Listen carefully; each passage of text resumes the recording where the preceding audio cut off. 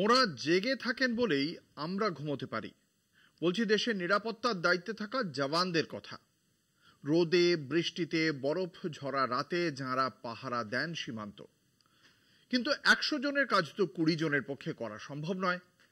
পরিসংখ্যান হয়তো বলবে দেশের পাহারার জন্য জওয়ানের সংখ্যা যথেষ্ট, কিন্তু নিরাপত্তা কোনো পরিসংখ্যান নয়। এটি রাষ্ট্রের আত্মবিশ্বাস, জাতির নিঃশ্বাস।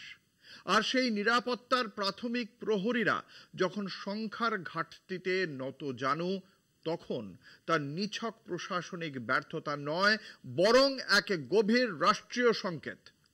কেন্দ্রীয় সশস্ত্র পুলিশ বাহিনী এবং অসম রাইফেলসে যখন 1,11,000 পদ শূন্য পড়ে থাকে, তখন প্রশ্ন ওঠে, সীমান্ত কে দেখবে?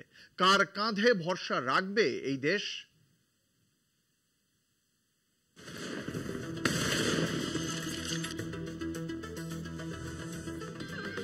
পেহেলগাম জঙ্গি হামলার পর বারবার প্রশ্ন উঠেছে দেশের নিরাপত্তা নিয়ে। তখন সামনে এলো আধা সেনার বিভিন্ন বাহিনীর বিপুল শূন্য পদের সংখ্যা। কেন্দ্রীয় সশস্ত্র পুলিশ বাহিনী এবং অসম রাইফেলসে 1,11,000 শূন্য পদ। স্বরাষ্ট্র মন্ত্রকের তথ্য মতে CRPF, CISF, BSF, ITBP, SSB এবং অসম রাইফেলস মিলিয়ে প্রায় 10% পদ খালি রয়েছে। এই শূন্য পদগুলির একটি বড় অংশ সীমান্ত সুরক্ষার সঙ্গে সরাসরি যুক্ত।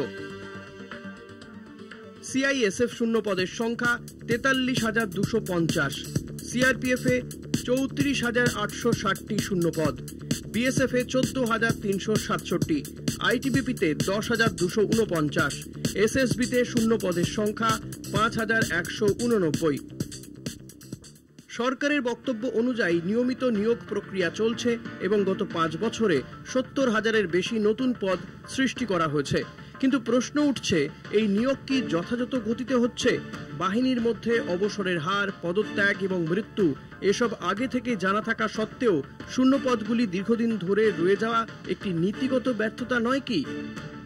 সীমান্তে শূন্য পদ মানে শুধু বাহিনীর অভাব নয়, সেটি এক নিঃশব্দ হুমকি, যা যতক্ষণ না পূরণ হয় ততক্ষণ পর্যন্ত নিরাপত্তার প্রতিটি স্তরে অদৃশ্য ফাঁক থেকেই যাবে। কলকাতা টিভি।